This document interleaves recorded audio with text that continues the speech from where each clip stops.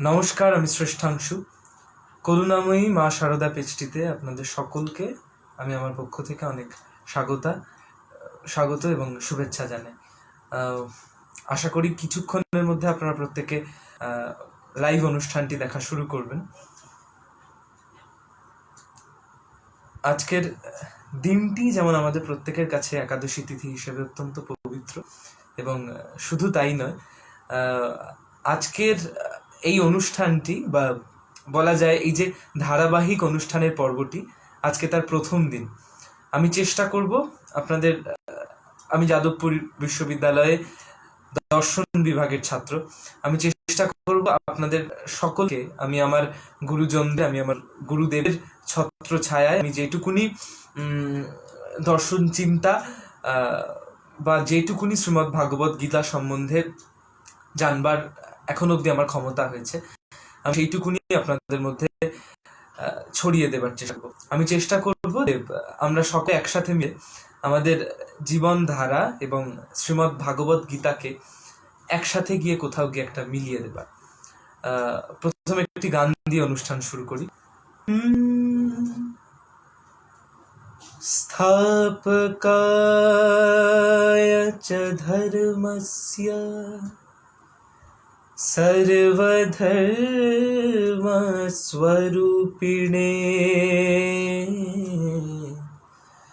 অবতারবরিষ্ঠায়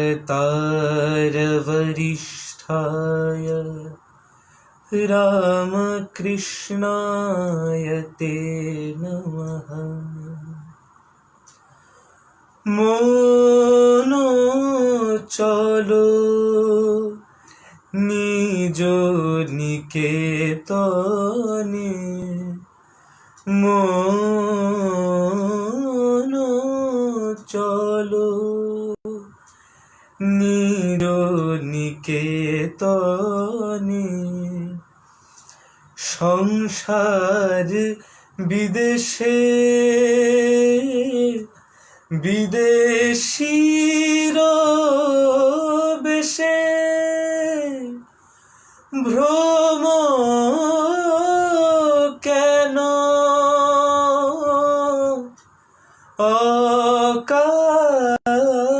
অকারণে। মনো চলো নিজ নিকেতনে।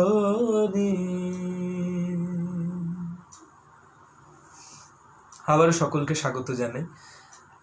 জীবনধারা এবং শ্রীমদ্ ভাগবত গীতাকে একসাথে দেখতে গেলে আসলে আজ আমরা এর প্রথম পর্বে যে বিষয়টি সম্বন্ধে আলোচনা করব সেটি শ্রীমদ্ ভাগবত গীতা এবং তার চারিত্রিকগত কিছু বিশ্লেষণ।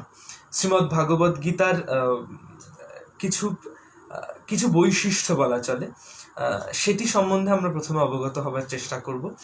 তারপরে আস্তে আস্তে আমরা অন্যান্য দিকগুলোতে এবং শ্রীমদ্ ভাগবত গীতার যে প্রধান প্রধান অধ্যায়গুলি, সেই অধ্যায়গুলির দিকে আস্তে আস্তে আমরা এগোবো। শ্রীমদ্ ভাগবত গীতা আমরা প্রত্যেকেই জানি যে শ্রীমদ্ ভাগবত গীতা একটি বিশিষ্ট সম্প্রদায় তথা হিন্দু ধর্মের একটি ধর্মগ্রন্থ হিসেবে পরিচিত।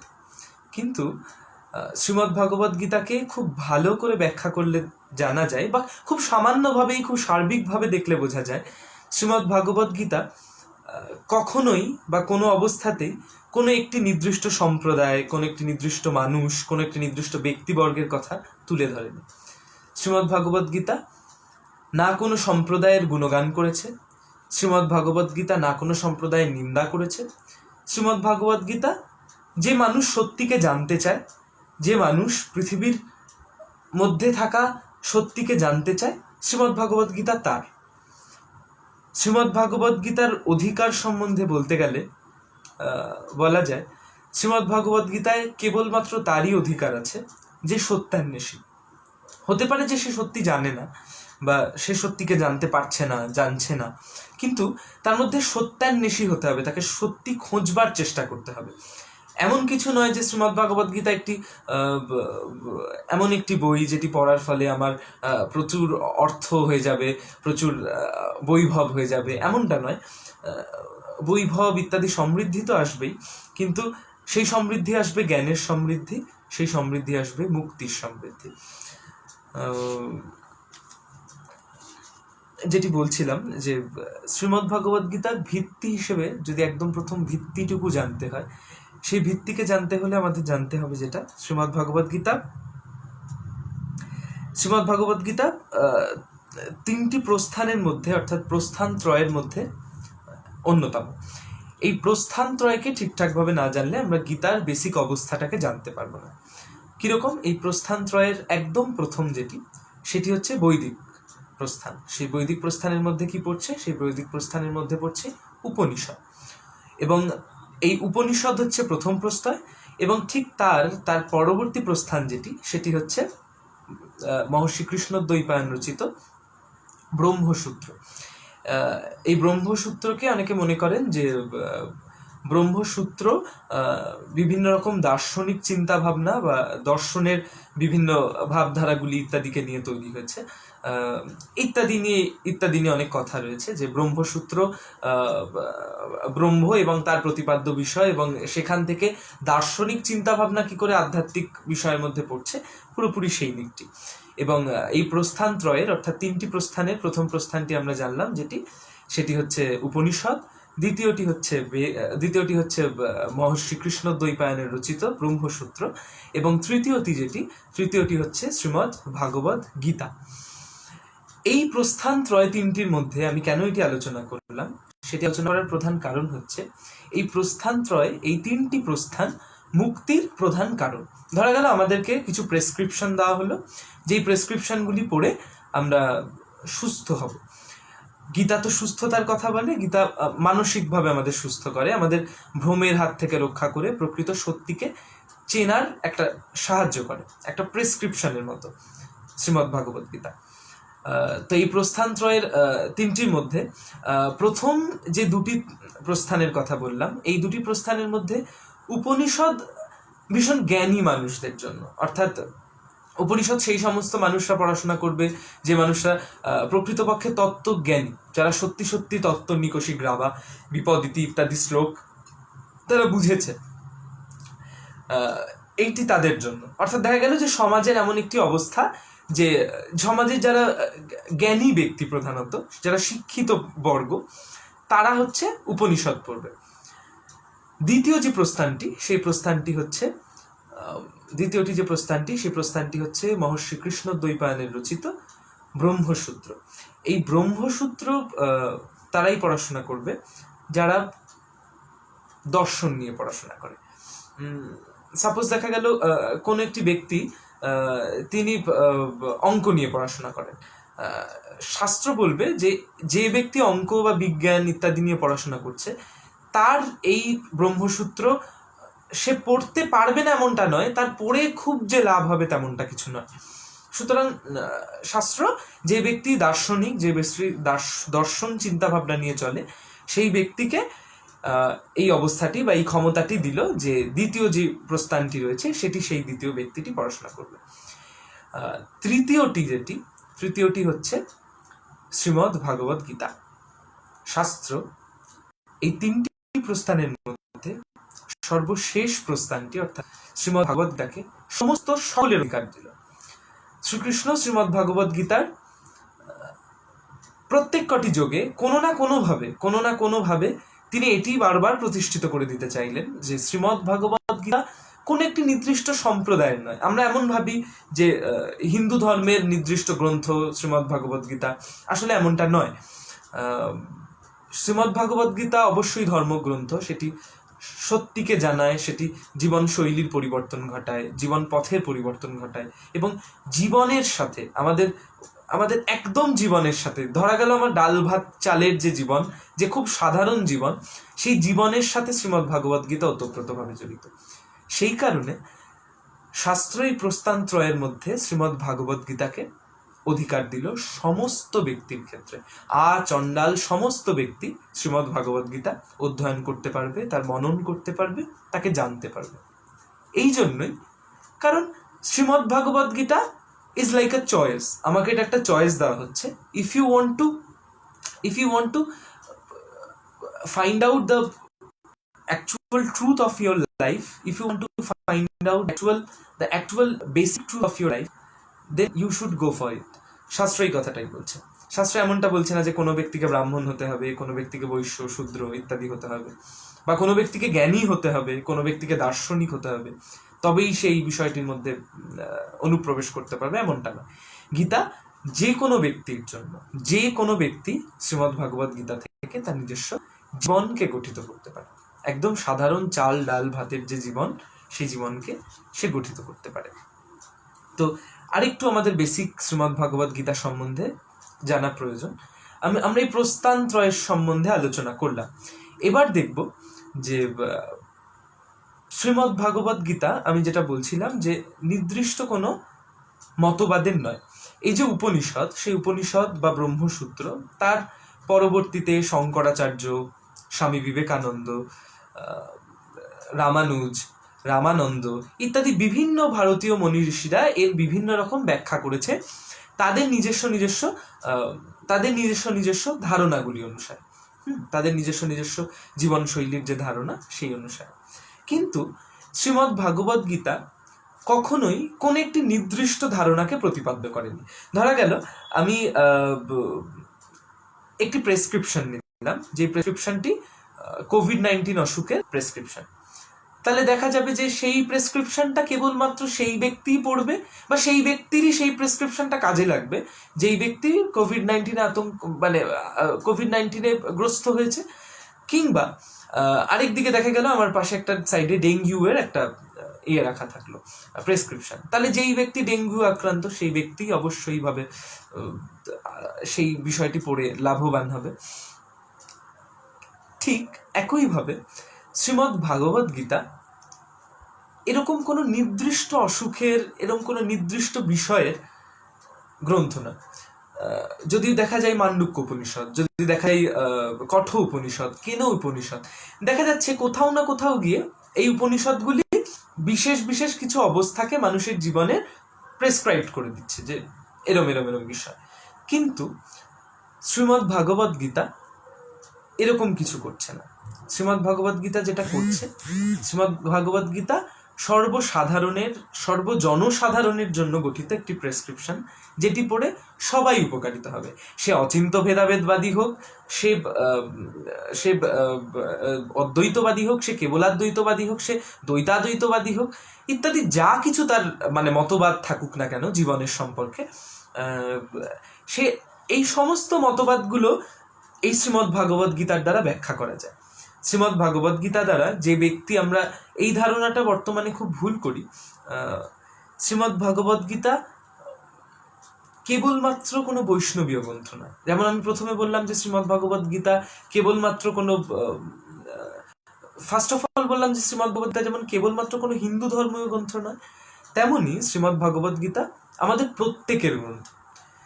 এটা যে ব্যক্তি নাস্তিক তার জন্যও গ্রন্থ, যে ব্যক্তি আস্তিক তার জন্যও এই গ্রন্থ, আবার যে ব্যক্তি শিব, কালী, কৃষ্ণ, খ্রিস্টান, মুসলমান, সেই ব্যক্তি যা কিছু, সমস্ত কিছুর জন্য শ্রীমদ্ ভাগবত গীতার রাস্তা খোলা আছে। অর্থাৎ দেখতে পাচ্ছি যে শ্রীমদ্ ভাগবত গীতা সকলের জন্য খুলে দেওয়া একটা রাস্তা, এমন একটি প্রেসক্রিপশন যেটি যে মানুষরা সত্যিকে জানতে চায়, সে মানুষই সেই প্রেসক্রিপশনটা পড়ে সত্যিকে জেনে উপকৃত হতে পারে। আমরা প্রত্যেকেই জানি যে শ্রীমদ্ ভাগবত গীতা, আমরা পরবর্তীতে দেখব শ্রীমদ্ ভাগবত গীতার যে বেসিক জায়গাগুলো নিয়ে আমরা আলোচনা করছি আজকের পর্বটিতে। সেখানে আমরা এর পরবর্তীতে যে জায়গাটায় আসবো, সেখানে আমরা সাইকোলজিক্যাল দিক, অর্থাৎ সাইকোলজিক্যাল বিভিন্ন ইস্যুস এবং তার সাথে শ্রীমদ্ ভাগবত গীতা কি কি আমাদের উপকার করছে, আমরা সেই জায়গাটায় এগোবো। তার আগে একটা গান শুনবো। ভেবে দেখ মন কেউ কারু নয়, মিছে ভ্রম ভূমণ্ডলে। ভেবে দেখ মন কেউ কারু নয়, মিছে ভ্রম ভূমণ্ডলে। ভুলো না দক্ষিণা কালী, বদ্ধ হয়ে মায়ার জালে। ভেবে দেখ মন কেউ কারু নয়, মিছে ভ্রম ভূমণ্ডলে। যার জন্যে মর ভেবে, সে কি তোমার সঙ্গে যাবে? যার জন্যে মর ভেবে, সে কি তোমার সঙ্গে যাবে? সেই প্রেয়সী দেবে ছড়া, অমঙ্গল হবে বলে। সেই প্রেয়সী দেবে ছড়া, অমঙ্গল হবে বলে। ভেবে দেখ মন কেউ কারু নয়, মিছে ভ্রম ভূমণ্ডলে। ভুলো না দক্ষিণা কালী, বদ্ধ হয়ে মায়ার জালে। ভেবে দেখ মন কেউ কারু নয়, মিছে ভ্রম ভূমণ্ডলে।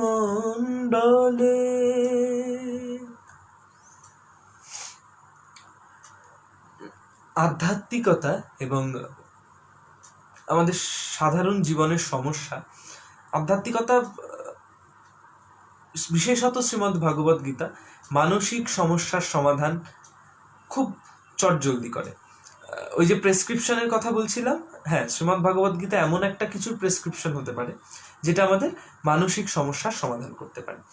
আমি গতকালকে একটু ভাবতে গিয়ে দেখছিলাম, ওয়েস্টার্ন সাইকোলজি যেটা বলে, ওয়েস্টার্ন সাইকোলজি বলে যে যে ব্যক্তি মানসিকভাবে আক্রান্ত কোনো ব্যক্তিকে বদলাতে চাইছে, সে মানসিকভাবে কোনো সিদ্ধান্ত সেটা ভুল নিচ্ছে, তাকে সেই জায়গা থেকে সরিয়ে আনবার চেষ্টা করছে কোনো একটি ব্যক্তি। সেই ক্ষেত্রে শ্রীমদ্ ভাগবত গীতা বলছে যে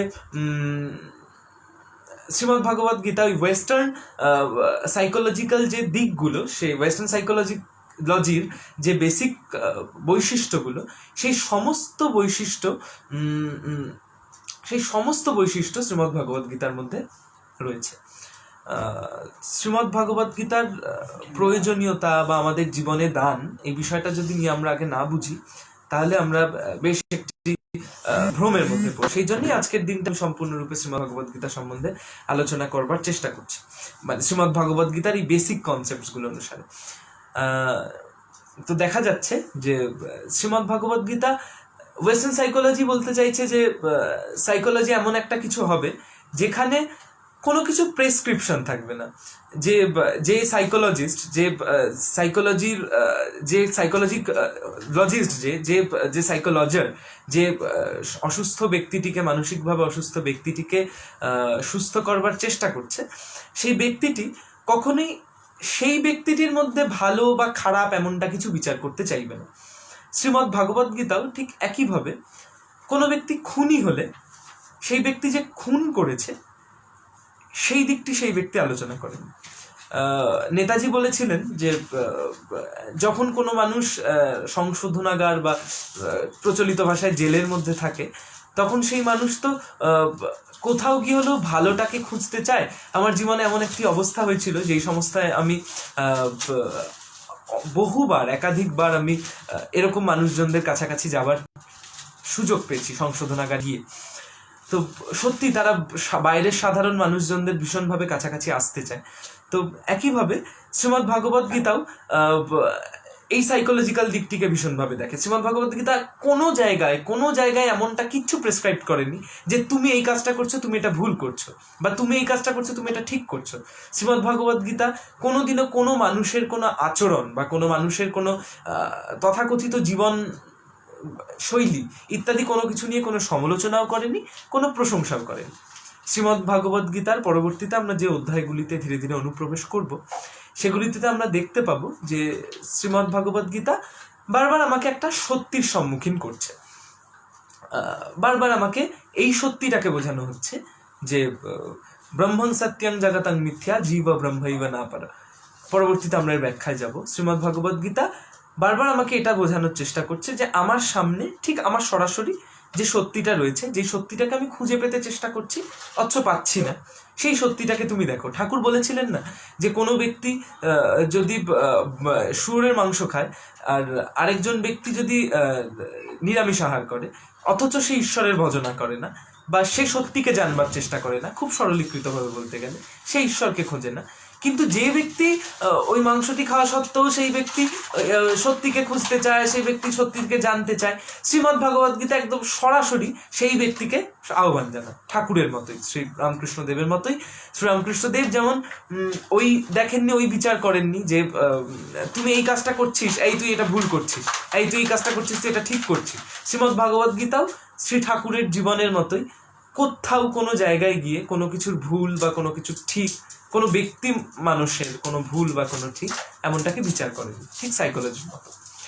দ্বিতীয়ত, শ্রীমদ্ ভাগবত গীতা আমাদের কারোর ওপরই, আমরা পরবর্তীতে যখন শ্রীমদ্ ভাগবত গীতাটা তার মধ্যে অনুপ্রবেশ করবার চেষ্টা করব, সে জায়গায় আমরা দেখব শ্রীমদ্ ভাগবত গীতা আমাদের কোথাও কিছু চাপিয়ে দেয় না যে you have to do this, you don't have to do this, এরকম শ্রীমদ্ ভাগবত গীতা কিছু বলে না। শ্রীমদ্ ভাগবত গীতা মানসিকভাবে আমার কাছে একটা রাস্তা খুলে দিতে চায়, যে রাস্তাটাকে অবলম্বন করে আমি মুক্তি পেতে পারি, যেই রাস্তাটাকে অবলম্বন করে আমি সত্যিটাকে খুঁজে পেতে পারি। আসলে শ্রীরামকৃষ্ণ এবং শ্রীকৃষ্ণ এখানে গিয়ে ওতপ্রোতভাবে জড়িত, বা শ্রীরামকৃষ্ণের জীবন এবং শ্রীকৃষ্ণের জীবন এখানে ভীষণভাবে একই রকমের, যে শ্রীরামকৃষ্ণ তার সমগ্র জীবনে কোথাও কিছু প্রেসক্রাইবড করে দেননি। শ্রীরামকৃষ্ণ সত্যিটাকে দেখাচ্ছেন তার সমগ্র জীবন দিয়ে, কিন্তু শ্রীরামকৃষ্ণ কখনো এটা দেখাননি এই তোর জীবনশৈলীর এটা ভুল, এই তোর জীবনশৈলীর এটা ঠিক। শ্রীরামকৃষ্ণ কখনো এটা দেখাননি। এই আলোচনার মধ্যে গিরিশ ঘোষের একটি আলোচনা ভীষণভাবে বলতে ইচ্ছে করছে। গিরিশ ঘোষ একবার শ্রীরামকৃষ্ণ গিরিশ ঘোষের বাড়ি গিয়েছিলেন, ঠাকুর তখন লুচি গ্রহণ করছেন, লুচি খাচ্ছেন। তো এমন সময় Girish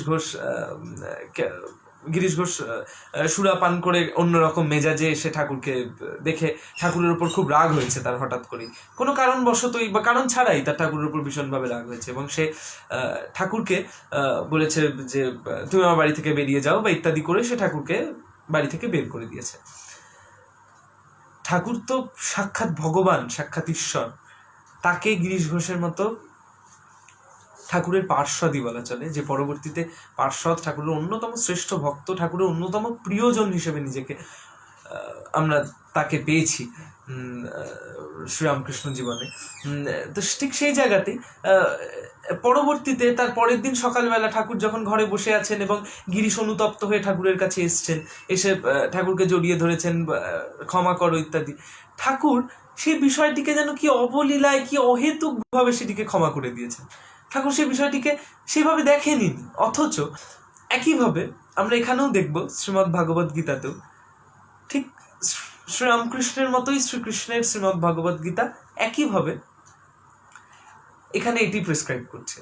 what ever it is, তুমি যা কিছু হও না কেন, হও পাপী, হও সখী, হও মূর্খ, হও চণ্ডাল, আবার হও ভীষণ জ্ঞানী, সমস্ত কিছুর ক্ষেত্রে শ্রীমদ্ ভাগবত গীতা তোমাকে অধিকার দেয়। আর তার থেকেও বড় কথা যেটা, শ্রীমদ্ ভাগবত গীতার দ্বারা আমরা সকলে সমানভাবে জ্ঞানী হতে পারি। আর শ্রীমদ্ ভাগবত গীতা কখনই এরকম কিছু প্রেসক্রাইব করে দেয় না যে এই তুই এটা কেন করছিস, তুই এটা ভুল করছিস, এই তুই এটা কেন করছিস, এটা ঠিক কর, এমনটা নয়। শ্রীমদ্ ভাগবত গীতা চোখের সামনে কিছু সত্যিকে ধরে এবং সেই সত্যিগুলোকে তুলে ধরবার ক্ষেত্রে শ্রীমদ্ ভাগবত গীতা কিছু কিছু কিছু জায়গা আমাদের সামনে পরবর্তীতে তুলে ধরবে, যে জায়গাগুলোকে আমরা খুব স্পষ্ট করে পরবর্তীতে দেখতে পাবো। যেটা বলছিলাম, এইটাই মানে হিউম্যান সাইকোলজির সাথে শ্রীমদ্ ভগবদ্ গীতার এটা একটা ওতপ্রোতভাবে একটা খুব আপন একটি সম্পর্ক। এবং আরও বড় কথা যেটি, শ্রীমদ্ ভগবদ্ গীতা কিন্তু শুরুই হচ্ছে একটি ডিপ্রেশনিস্ট অবস্থা থেকে। প্রথম যে যোগটি সেটি হচ্ছে অর্জুন বিষাদ যোগ, অর্থাৎ অর্জুন বিষাদগ্রস্ত অবস্থায় আছে, সেই জায়গা থেকে শ্রীকৃষ্ণ তাকে সত্যিকে চেনাচ্ছে এবং তার সার্বিক কল্যাণের অবস্থাটিকে দেখাচ্ছে। আরেকটি শ্রীমদ্ ভগবদ্ গীতার যে পোর্শনটি না বললে একেবারেই হয় না, সেটি শ্রীমদ্ ভগবদ্ গীতা যে কোনো সময়ের জন্য, এক বললাম যে কোনো ব্যক্তির জন্য, দ্বিতীয়ত শ্রীমদ্ ভগবদ্ গীতা যে কোনো সময়ের জন্য। কেমন করে যে কোনো সময়ের জন্য? শ্রীমদ্ ভগবদ্ গীতার যে প্রেক্ষাপটটি, যে সময় শ্রীমদ্ ভগবদ্ গীতা কৃষ্ণস্তু ভগবান স্বয়ং, ভগবান সাক্ষাৎ শ্রীকৃষ্ণ, তখন যিনি অর্জুনকে যে গীতার যে বাণী, যে জ্ঞান দিচ্ছেন, সেটির অবস্থাটি ভীষণ অন্যরকম, যা আমরা প্রায় প্রত্যেকেই জানি যারা আশা করি আমরা আলোচনাটি শুনছি। তবু আমার বলা এই জন্যই, কারণ শ্রীমদ্ ভগবদ্ গীতার সাধারণ প্রেক্ষাপটটি না বুঝলে কোথাও গিয়ে আমাদের ওই জীবনশৈলী, জীবনধারা এবং তার সাথে শ্রীমদ্ ভগবদ্ গীতাকে খুঁজে পেতে আমাদের একটু অসুবিধে হবে। শ্রীমদ্ ভগবদ্ গীতার শুরুটি এমন একটি অবস্থা যে সময় অর্জুন কুরুক্ষেত্র যুদ্ধের মতো একটি ভয়ঙ্কর কঠিন যুদ্ধের সম্মুখীন হয়েছে, এবং সেই ভয়ঙ্কর তার জীবন যুদ্ধের মুহূর্তে অর্জুন সত্যিকে জানছে, সত্যিকে বুঝছে, এবং এই সত্যিকে বুঝে তার সেই যে যুদ্ধ, সেই সময় তার কি করণীয়, তার কি করণীয় নয়, সেইটিকে খুব স্পষ্টভাবে খুঁজে পাচ্ছে। ঠিক একইভাবে শ্রীকৃষ্ণের এই শ্রীকৃষ্ণের বলা মানে এই যে শ্রীমদ্ ভগবদ্ গীতা, এই বিষয়টিও আমাদের তাই বলে যে যে কোনো ব্যক্তির, যে কোনো সময়ের, যে কোনো মুহূর্তের জন্য শ্রীমদ্ ভগবদ্ গীতা আমাদের সঙ্গী, আমাদের বন্ধু, আমাদের আমাদের আমাদের কাণ্ডারি। শ্রীমদ্ ভগবদ্ গীতা যে কোনো মুহূর্তের জন্য আমাদেরকে শ্রীমদ্ ভগবদ্ গীতা বন্ধুর মতো হিসেবে সাহায্য করবে। এবং এই যে সাহায্য, এই সাহায্য এমন একটি সাহায্য, যেই সাহায্য কেবলমাত্র ওই সময়টির জন্য নয়। আসলে শ্রীমদ্ ভগবদ্ গীতার যা কিছু তা সমগ্র নিত্য। এটি শ্রীমদ্ ভগবদ্ গীতার একটি অন্যতম বৈশিষ্ট্য যে যেহেতু এটি একটি শাস্ত্র বা ধর্মীয় গ্রন্থ, সেই কারণে, এবং সার্বিক ধর্মীয় গ্রন্থ, আমি বারবার যে কথাটি বলছি, কোনো একটি হিন্দু, মুসলমান, খ্রিস্টান এরকম একটি বিশেষ সম্প্রদায়ের ধর্মীয় গ্রন্থ নয়, এটি সার্বিক একটি ধর্মীয় গ্রন্থ। তো এই সার্বিক ধর্মীয় গ্রন্থটি যে কাজটি করে, সেই কাজটি হচ্ছে আমার সমগ্র জীবনের মধ্যে আমার একটি নিত্য, একটি একদম কনস্ট্যান্ট একটি সত্যিকে আমাদেরকে দেখায় এবং একটি কনস্ট্যান্ট সলিউশন দেয়। এমন কিছু নয় যে আমার জীবনের এই মুহূর্তটার মধ্যে এই শ্রীমদ্ ভগবদ্ গীতাটা কাজে লাগলো, পরবর্তী মুহূর্তটায় লাগলো না, এটা এরকম, এমনটা নয়। শ্রীমদ্ ভগবদ্ গীতা সেই অবস্থাকেই বোঝাচ্ছেন। আমরা পরবর্তীতে জ্ঞান যোগে দেখব যে শ্রীকৃষ্ণ শ্রী অর্জুনকে বলছেন যে আমাদের সাম্যাবস্থার প্রয়োজন। কোথাও কি একটা সাম্যাবস্থা মানে যখন দুঃখের অবস্থা, সেই দুঃখের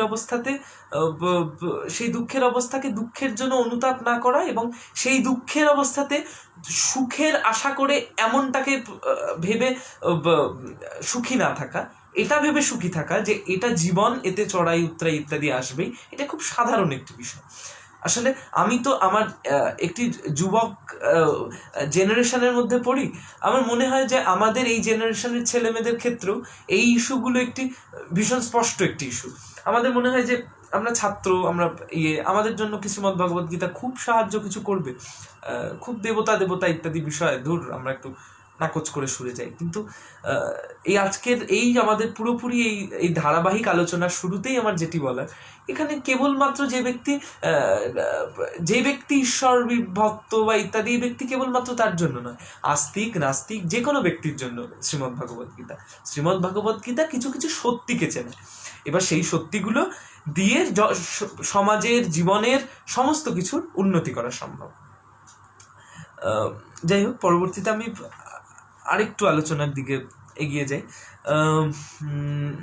যেটি বলছিলাম যে শ্রীমদ্ ভগবদ গীতা কখনো ইয়ে নয়, একটি নির্দিষ্ট ধর্মীয় গ্রন্থের নয়, ইত্যাদি ইত্যাদি। আরেকটি যে অবস্থাটি বলার, সেটি হচ্ছে শ্রীমদ্ ভগবদ গীতায় পরবর্তীতে আমরা যেটি দেখব সেটি হচ্ছে শ্রীমদ্ ভগবদ গীতায় প্রত্যেক কটি অধ্যায়কে যোগ দ্বারা ব্যাখ্যা করা হবে। যেমন অর্জুন বিষাদ যোগ, কর্মযোগ, জ্ঞান যোগ, ভক্তি যোগ ইত্যাদি বিভিন্ন সমস্ত কিছু একটি শব্দের পাশে যোগ শব্দটি বসবে। সুতরাং শ্রীমদ্ ভগবদ গীতা আলোচনার শুরুতে আমাদের যোগ বিষয়টি সম্বন্ধে, যে যোগ আসলে কি, যোগ কেন, এই বিষয়টি সম্বন্ধে আমাদের একটুখানি আলোচনা করে নেওয়া প্রয়োজন বলে আমার মনে হয়। তার আগে আমরা একটু গান করি একসাথে। ভগবান বলেছিলেন যে নাহম বসামি বৈকুণ্ঠে যোগিনাং হৃদয়ে নাচা মদ ভক্তা যত্র গায়ন্তি তত্র তিষ্ঠন্তি নারদা। আজকে একাদশীর দিন। একাদশী কথার অর্থ হরিবাসর, আজকে হরির দিন, আমরা প্রত্যেকেই জানি কথাটা। তাহলে আমরা আমরা সেই বিষয়ের মধ্যে দিয়ে ঈশ্বরের নাম করে আমরা একটু তার কাছাকাছি যাওয়ার চেষ্টা করি। মা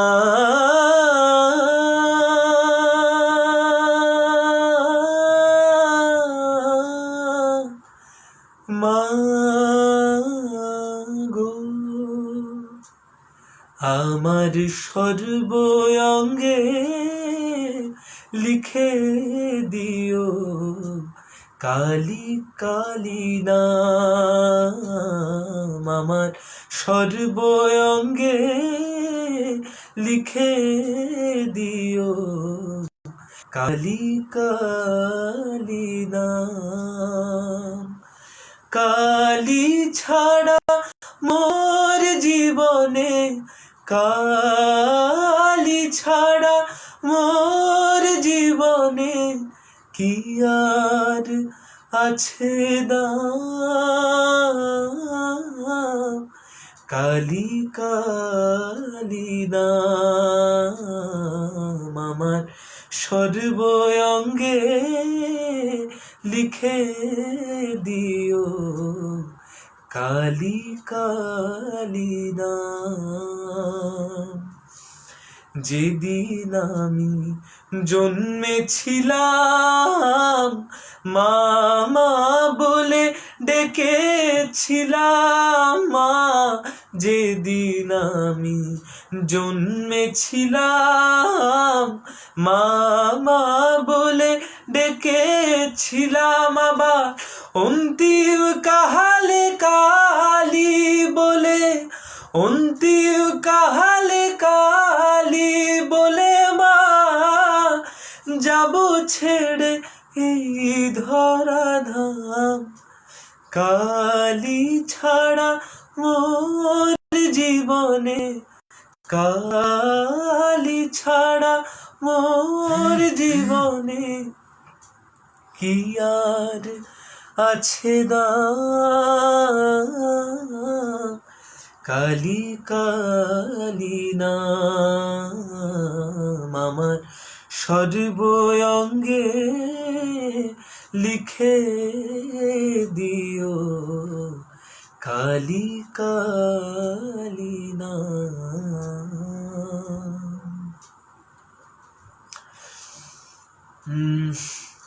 যে আলোচনাটির দিকে এগোবো সেটি শ্রীমদ্ ভগবদ গীতার যে জায়গাগুলি আমরা শ্রীমদ্ ভগবদ গীতা আলোচনা করাকালীন বারবার যে জায়গাগুলিতে ফিরে যাব, সেই জায়গাগুলি হলো বারবার আমরা দেখব শ্রী ভগবান উবাচ। কিন্তু আলোচনার শুরুতেই আমরা প্রত্যেকেই খুব সাধারণ অর্থেই জানি যে শ্রীমদ্ ভগবদ গীতা শ্রীকৃষ্ণের মুখ নিঃসৃত বাণী।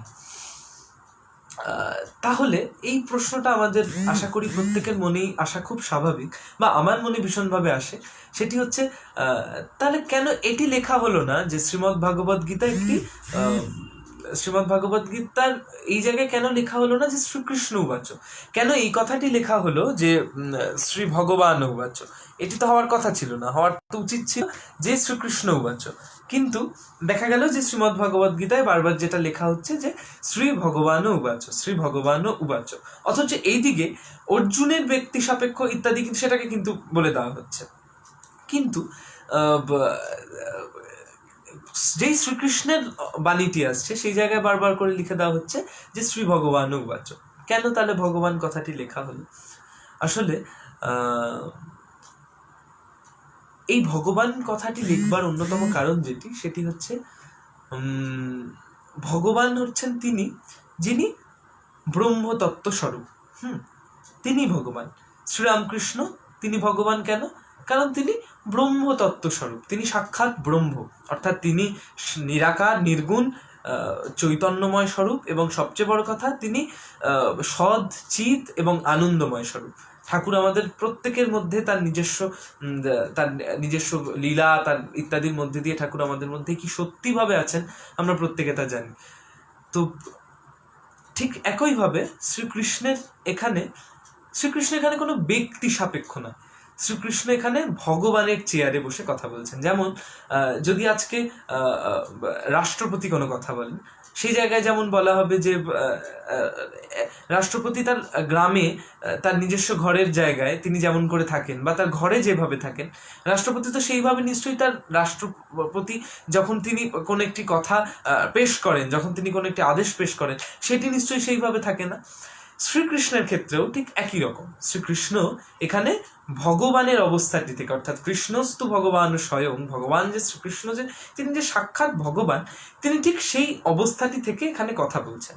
এখানে সেই গোঠের রাখাল শ্রীকৃষ্ণ নয়, এখানে সেই শ্রীকৃষ্ণ সেই গোপিনীদের সাথে লীলা করা শ্রীকৃষ্ণ নয়। এখানে শ্রীকৃষ্ণ সেই শ্রীকৃষ্ণ যিনি সাক্ষাৎ পরব্রহ্ম স্বরূপ। সেই শ্রীকৃষ্ণ গোপিনীদের সাথে প্রেমলীলায় মত্ত, গোপিনীদের সাথে লীলায় মত্ত শ্রীকৃষ্ণ অবশ্যই পরব্রহ্ম স্বরূপ। কিন্তু এখানে ভগবান শ্রীকৃষ্ণ তার ভগবানের চেয়ারটি থেকে এই কথাগুলো বলছেন, এই সত্যিকে চেনাচ্ছেন, এই সত্যির জায়গাগুলিকে দেখাচ্ছেন। এটি তো হলো। এবং দ্বিতীয়ত আমি যে কথাটি বললাম যে কেন শ্রীমদ্ ভগবদ গীতা সমস্ত ধর্মগ্রন্থের, এখানে এই প্রশ্নটি আসতেই পারে যে এখানে তো বারবার ভগবান ভগবান বলা হচ্ছে, বলছে শ্রী ভগবান উবাচ, শ্রী ভগবান উবাচ, তাহলে ভগবান অর্থ তো আমরা ধরতেই পারি যে তিনি শ্রীকৃষ্ণ বা ইত্যাদি কিছু। না, বিষয়টা তেমন নয়।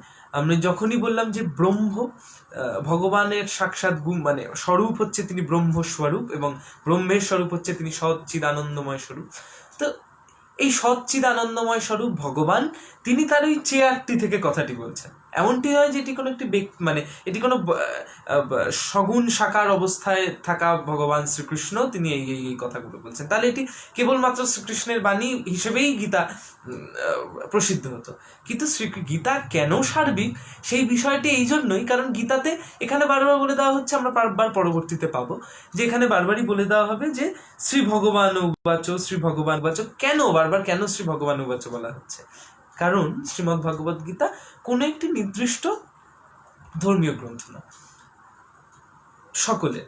এবং এই ভগবান তিনি যেমন ভগবানের চেয়ারটি থেকে যে কথাটি বলছেন আমি বললাম, এই ভগবানের চেয়ারটি থেকে কথা বলাটি সার্বিক। সার্বিক মানে কিরকম? কেউ যদি কালী ভক্ত হয়, তাহলে সেই কালী ভক্তের জন্য শ্রীকৃষ্ণ মানে শ্রীমদ্ ভগবদ গীতা যতটা ইম্পর্টেন্ট বা তার জীবনের জন্য, কেউ যদি শিব ভক্ত হয় তার আধ্যাত্মিক জীবনের জন্য, আমি কেবলমাত্র আধ্যাত্মিক জীবনটি বলছি যেহেতু এখানে ভগবানের আলোচনাটি তাই আমরা এখন ঢুকেছি, পরবর্তীতে পাবো বলে। তার আধ্যাত্মিক জীবনে যিনি শিব ভক্ত তার ক্ষেত্রেও আধ্যাত্মিক জীবনে একইভাবে প্রযোজ্য। আবার যিনি কালী ভক্ত, যিনি কৃষ্ণ ভক্ত, যিনি বিষ্ণু ভক্ত, হোয়াট এভার ইট ইজ, যিনি যিশু ভক্ত, হোয়াট এভার ইট ইজ, তিনি যারই ভক্ত হন না কেন, যিনি রামকৃষ্ণ ভক্ত, যিনি সারদা ভক্ত, যাই হোক না কেন, সেই সকলের ক্ষেত্রেই শ্রীমদ্ ভগবদ গীতা সমানভাবে ইম্পর্টেন্ট। কেন ইম্পর্টেন্ট? কারণ শ্রীকৃষ্ণ এখানে একটা ভগবানের চেয়ার থেকে কথাটি বলছেন। এমনটি নয় যে তিনি শ্রীকৃষ্ণ তিনি এই আদেশটি দিলেন, ওমা পরবর্তী দিনে দেখলাম যে মা কালী তো অন্য জায়গায় অন্যরকম আদেশ দিয়েছেন, ওমা পরবর্তী দেখলাম শ্রীরামকৃষ্ণ তো পরবর্তী লীলায় এসে অন্যরকম আদেশ দিলেন, এমনটা না। যদি শ্রীরামকৃষ্ণ বা যে কোনো মহাপুরুষদের, শ্রীরামপ্রসাদ হোক, শ্রীরামকৃষ্ণ হোক, ত্রৈলঙ্গ স্বামী হোক, যে কেউ হোক না কেন, প্রত্যেকের জীবনের ক্ষেত্রে একটি সাধারণ অবস্থা আমরা খুঁজে পাই, বিপরীত দিক থেকে যদি দেখা হয়, সেটি হচ্ছে শ্রীমদ্ ভগবদ গীতার কোনো প্রকারের খণ্ডন না হওয়া। শ্রীমদ্ ভগবদ গীতা এমন একটি গ্রন্থ, যে গ্রন্থ আজ অবধি পৃথিবীর কোনো ধর্মীয় গ্রন্থের বিরুদ্ধে কোনো কথা বলে। কোনো ব্যক্তি চায় যে তার খুব